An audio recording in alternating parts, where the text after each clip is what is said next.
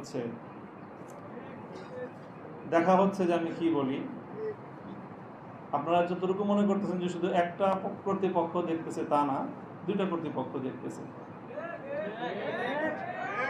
এবং একটা কর্তৃপক্ষ আরেকটা কর্তৃপক্ষ থেকে অনেক বেশি প্রবল।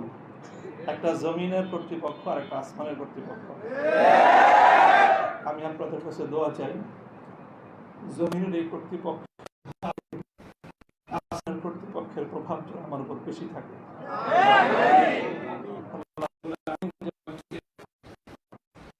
গোলাম হিসেবে তার নিকটেই যেন আমার মাথাকে অবনত রাখেন।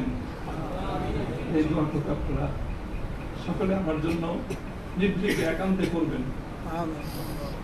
দ্বিতীয় কথা, এখানে আমার জন্য অনেক কথা বলা হয়েছে, আমাকে উৎসাহিত করার জন্য এটাই বলা হয়েছে। উৎসাহিত করার জন্য কিছু প্রশংসামূলক বাক্য আলোচনা করা হয়েছে। শাইখুল হাদিস আল্লামা আজিজুল হক রাহমাতুল্লাহ আলাইহির শানে আমরা এই কথাগুলো বলতাম। সময়ের এতটা অল্প ব্যবধানেই সেই কথাগুলো যে আমার সন্তানেরা যারা বলেছে, আমি সন্তানই বলবো, ছাত্ররা তোমাদের কাছে মুফতি সাইদ হয়তো অনেক বড় শিক্ষক হতে পারে, আমার কাছে ওই সাইদই। তারা আমাদের সন্তান, তারাও আমাদের সম্পর্কে সেই কথাগুলো বলেছে। শাইখুল হাদিস রহমতুল্লাহ আলাইহি বলতেন যে এই কথাগুলোকে প্রশংসামূলক কথা নয়, বরং আমি কালিমাত দোয়াইয়া, দোয়ার বাণী হিসেবে, দোয়ার কথা হিসেবে আমি বরণ করে নিলাম। আল্লাহ পাক আমার সন্তানদের, আমার সহকর্মীদের, তাদের এই কথাগুলোকে যেন আমরা আমার হাতে, আমার ক্ষেত্রে দোয়া হিসেবে আমরা কবুল করেন। এই কথার মধ্যে একটা কথা এসেছে, সেটা হলো প্রতি ফোঁটা জুলুমের প্রতিশোধ গ্রহণ করার কথা। আমি এই কথাটা একদিকে প্রত্যাখ্যানও করি, আবার আরেকদিকে সমর্থনও করি। প্রত্যাখ্যান করি এইভাবে যে এটা যাদের আদর্শ অনুসরণে আমাদের এই জুলুমকে বরণ করা, আমাদের এই কারাভোগ, আমাদের এই কারাবরণ, আমরা এই শব্দগুলি বেশি বলি।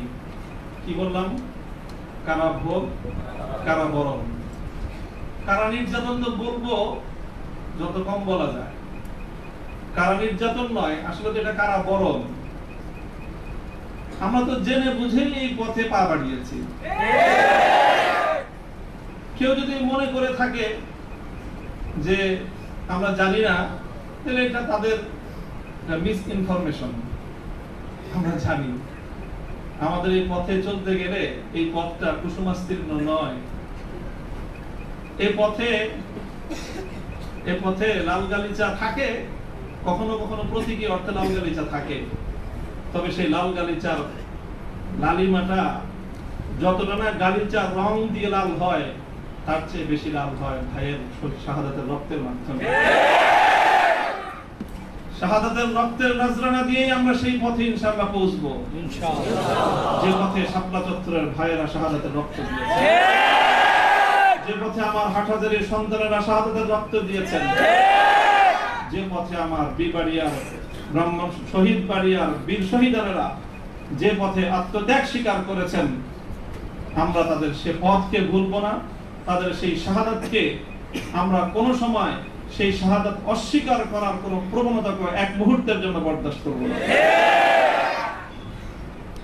শহীদ হয়েছে আমার ভাই, সরি বলেন। বাংলায় না বলতে চান দুঃখিত, দুঃখিত যদি বলতে না চান, আপনাদের প্রিয় ভাষা ইংলিশেই বলেন, তবে কি বলেন? সরি বলেন।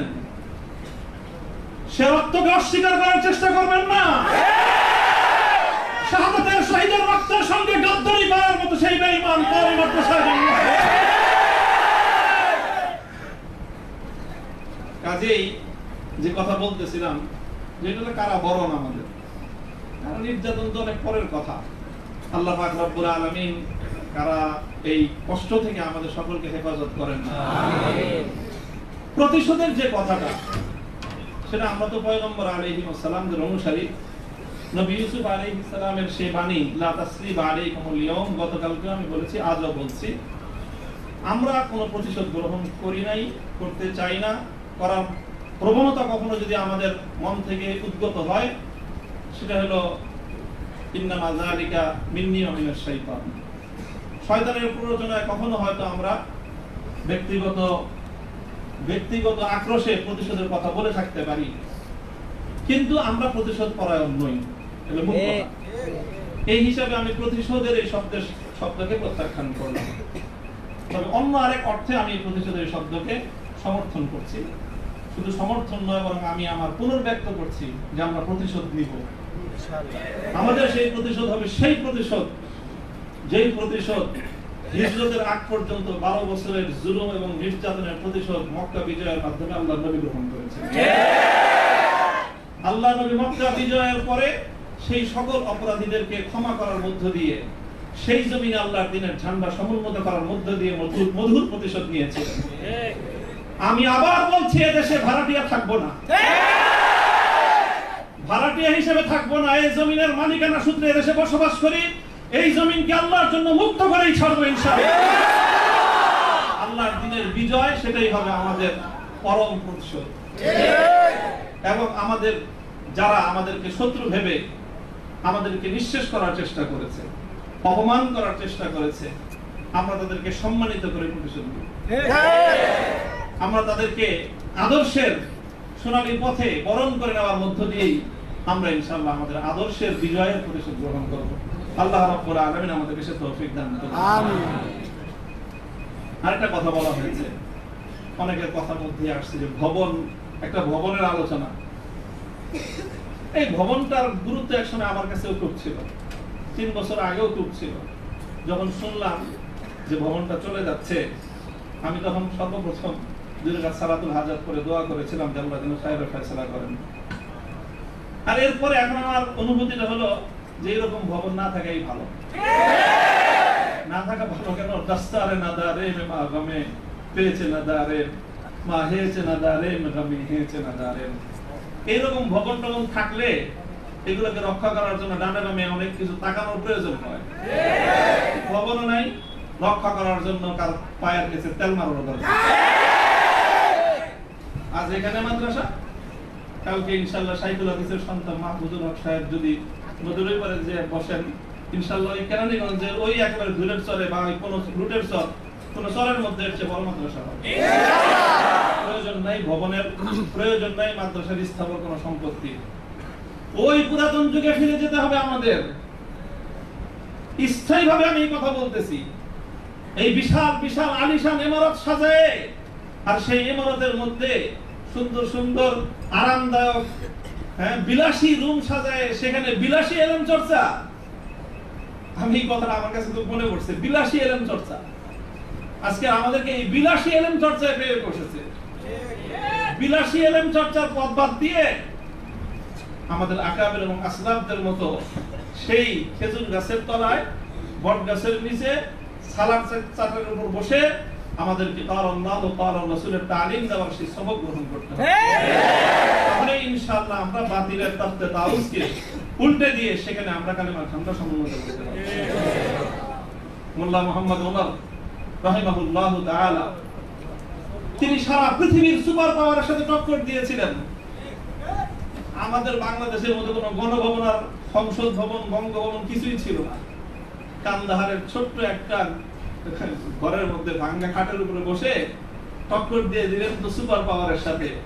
সারা দুনিয়া মনে করলো যে বেকুবের দল। 20 বছর পর আল্লাহ দেখায় দিলেন তারাই বিজয়ী দল। তবে একটা দুঃখ আমার, আমি এই গোটা প্রসঙ্গের সঙ্গে যারা যারা সম্পৃক্ত অধিকাংশই আমার সম্মানিত, অনেকে আমার মুহতারাম উস্তাদ, শুধু উস্তাদ না, অনেকে এমন আছেন যারা উস্তাদে মুতাওয়্যিব, অর্থাৎ আমি আমার মতো করে শাইখুল হাদিস রহমাতুল্লাহ আলাইহি আমাকে যাদের তত্ত্বাবধানে গড়ে তোলার চেষ্টা করেছেন, শুধু আমাকে না, আমার ভাইদেরকেও, মাহফুজ সাহেব হুজুর এবং আমি, আমরা 2 জন বিশেষ করে, ওনারা অনেকে এখানে আছেন। কাজে তাদের প্রতি কোনো ধরনের অসম্মান হয়, অমর্যাদা হয়, সেই কথা আমি বলবো না। কখনো ভুলে বলে থাকলে সেটার জন্য আমি নিঃস্বার্থ ক্ষমা প্রার্থনা এখনো করছি, যে কোনো সময় করব, যে কোনো ভাবে করতে হয় করব। তবে একটা কথা, দুঃখের কথা, হৃদয়ে রক্তক্ষরণের একটা কথা, সেটা যদি আমার বাবার দ্বারা সেই ভুলটা হতো আমি বলতাম, সেই ভুলটা যদি এখন আমার অভিভাবক মাহফুজ সাহেব যদি সেই ভুল করেন সেটাও আমি বলবো, সেই ভুল যদি আমিও করি আমাকেও যেন আল্লাহ পাক সেই ভুলটা অনুভূতি দান করেন। সেটা হলো যখন এদেশে মূর্তির বিষয় নিয়ে বিতর্ক তৈরি হলো, ভাস্কর্য নামে জাতীয় পর্যায়ে মূর্তি তৈরি হবে কি হবে না এই বিষয়ে যখন বিতর্ক, তখন আপনারা সেই বিতর্কের মঞ্চে ডিজিটাল ছবি তোলাটা কতটা বড় অপরাধ, কতটা বড় অন্যায়, কত বড় গুনাহ সেই মাসলা নিয়ে আসলেন। দুঃখটা এই জায়গায় আপনারা সেই মাসলা উত্থাপন করে তখন এই মূর্তি এবং ভাস্কর্যকে প্রকারান্তরে বৈধতা দেওয়ার চেষ্টা করেছেন। আপনারা বোঝানোর চেষ্টা করেছেন যে আজকের একটা ছাত্র ফেসবুকে তার ছবি আপলোড করা যতটুকু বড় অপরাধ, বাংলাদেশের স্বাধীনতার স্থপতি মরহুম বঙ্গবন্ধু শেখ মুজিবুর রহমান সাহেবের 60 ফুট লম্বা ভাস্কর্য নামক মূর্তি স্থাপন করা সমান অপরাধ। এটা বোঝানোর চেষ্টা করেছেন আপনারা। ব্যাপারটা কি এক? এটাই হলো দুঃখ যে এই কাজটা সামনে করেন না আপনারা। আপনারা যদি ভাস্কর্যের বিরোধিতা করতে ভয় পান তাহলে আমি আপনাকে দোষারোপ করব না, তবে ভাস্কর্য নামক এই সকল শিরকি সংস্কৃতির বিরুদ্ধে যারা কথা বলবে তাদের প্রতিপক্ষ হয়ে মাঠে গিয়ে এই ধরনের বিতর্কিত মাসলা উত্থাপন করে জালিমের এবং যারা মূর্তি পূজারীদের দোষর তাদের অবস্থানকে সংহত করবেন। আমি জানি না যদি বুঝে করে থাকেন গফরাল্লাহু লাকুম, আল্লাহ আপনাদেরকে মাফ করুন। আপনারা যদি বুঝে শুনে করে থাকেন আখাফু আলাইকুমুশ শিরক, আখাফু আলাইকুমুশ শিরক না বুঝে করে থাকেন, সেটাই আমার ধারণা যে আপনারা অনেক বড় বড় আলেম, রাজনৈতিক প্রজ্ঞা আপনাদের